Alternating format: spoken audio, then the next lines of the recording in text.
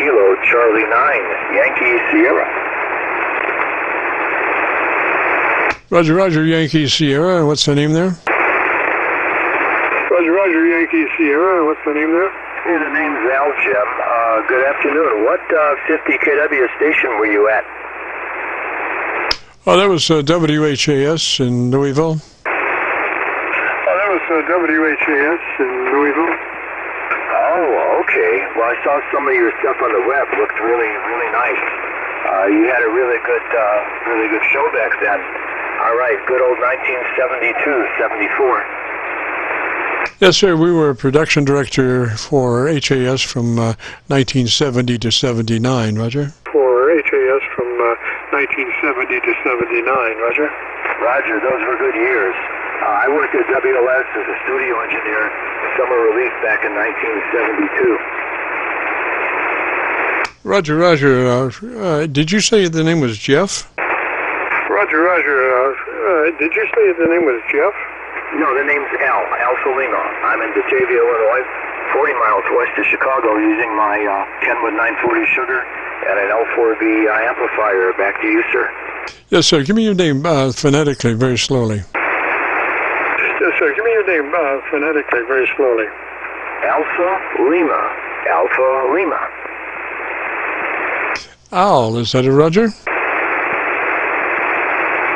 Al, is that a Roger? That is a Roger, Jim. Okay, Al, and what radio are you running today, bud? Okay, Al, and what radio are you running today, bud? This is a Kenwood 940 sugar into a Drake L4B amplifier, putting out about 800 watts. Alrighty, and what's your location, Al? Alrighty, and what's your location, Al? Batavia, Illinois, 40 miles west of Chicago, but not far enough away. Over. Roger. Well, why don't you give me about 10 seconds and tell me about your antenna system, and let me get a chance to run through some of my receive options, Roger? Get a chance to run through some of my receive options, Roger? Okay, that's fine. The antenna system here is very simple. The radio is a Kenwood 940 sugar. The microphone is a Shure SM7B going into a little Behringer EQ, and that is going into a DBX compressor limiter, and then back into the radio with very, very little processing, just a touch. And there you have it. Back to you, Kilo Charlie 9 Yankee Sierra. Roger, Roger, Al. Sounds real good. I'm copying you now on my 7300, which is, flat down to 100 cycles. And my audio system is complete with a subwoofer, so I'm copying the monitor down to 50 cycles. So you're just wall to wall, Roger. Very good. Well, hey, thanks. Stand by 1 second, please. The XYL is asking me a question from upstairs. 1 moment.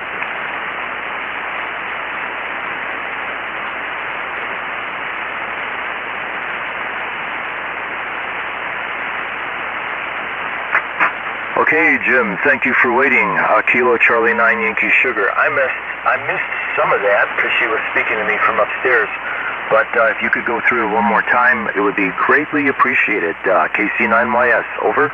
Roger, Roger. I'm copying you on a 7300, which the radios go down to 100 cycles. My monitor system runs a subwoofer, and I'm good down to about 50 cycles on my my monitor. And so you're just wall to wall, and your dynamic range looks to be about 2 dB or 3, which means your average percent of peak modulation is around 80 to 85%, which is very loud, Roger. Oh, well, thanks a lot. Well, hey, you're the guy. That's great news. I really appreciate it for radio from 1986. And, you know, it's not easy trying to put studio equipment on a ham radio these days. Over. Oh, yeah. That's true. But, you know, some of that older stuff, that Drake stuff, is just amazing. If, crank in a new front end, audio-wise, outboard, compressor processor with,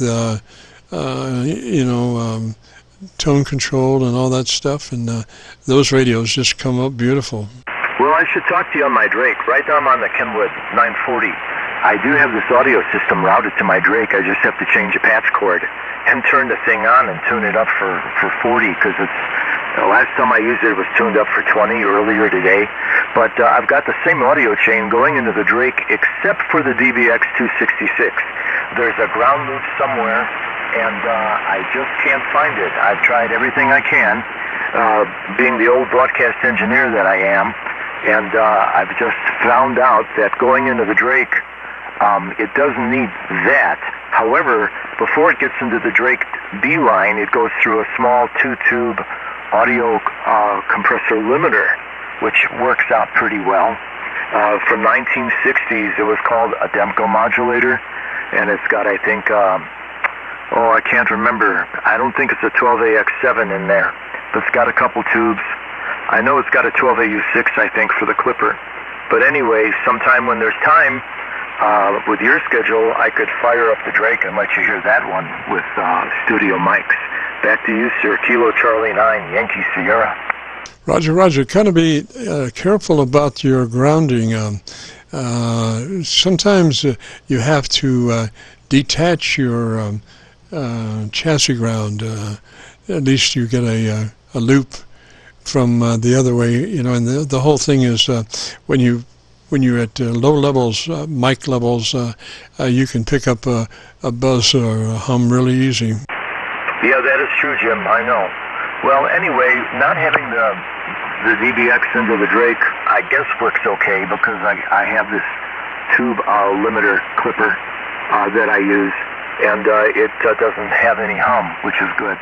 So it's a little bit modified, different from the Kenwood, but I seem to get good audio reports. The hardest thing about the Drake gear is having an analog scale.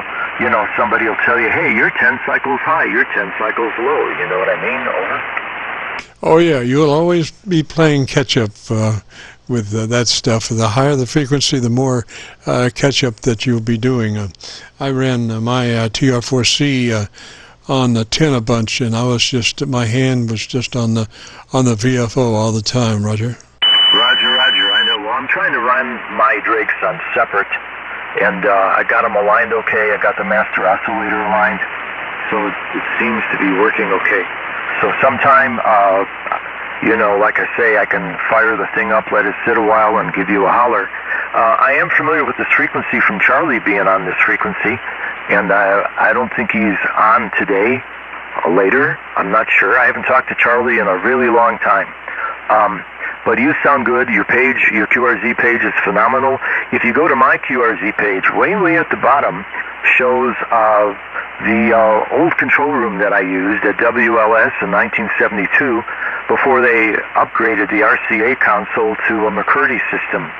And it was very, very interesting. It was very high-paced, as you know how radio is. It was IVW, and we weren't allowed to be on the board for more than an hour at a time because they didn't want you to make mistakes. But you're an old pro at this, and I think we had similar experiences. Back to you, Kilo Charlie 9, Yankee Sugar. Roger. I think I was hired to mainly work out a situation to where, I worked with 3 different engineers during my span as production in the day, and we started quite a few things. Mainly, we've developed a system for checking out reproduction of tape, quarter-inch tape, and we could ascertain the serviceability of a reel-to-reel recorder in probably about 5 seconds. We'd take the output, dump it back into the input, and depending on how the curve broke, we could tell how well aligned the heads were. Roger? Roger. You guys knew your stuff. It was totally different back then. What year did you get your ham license? About 10 years ago. The main problem that I found was just the necessity for the code, Roger.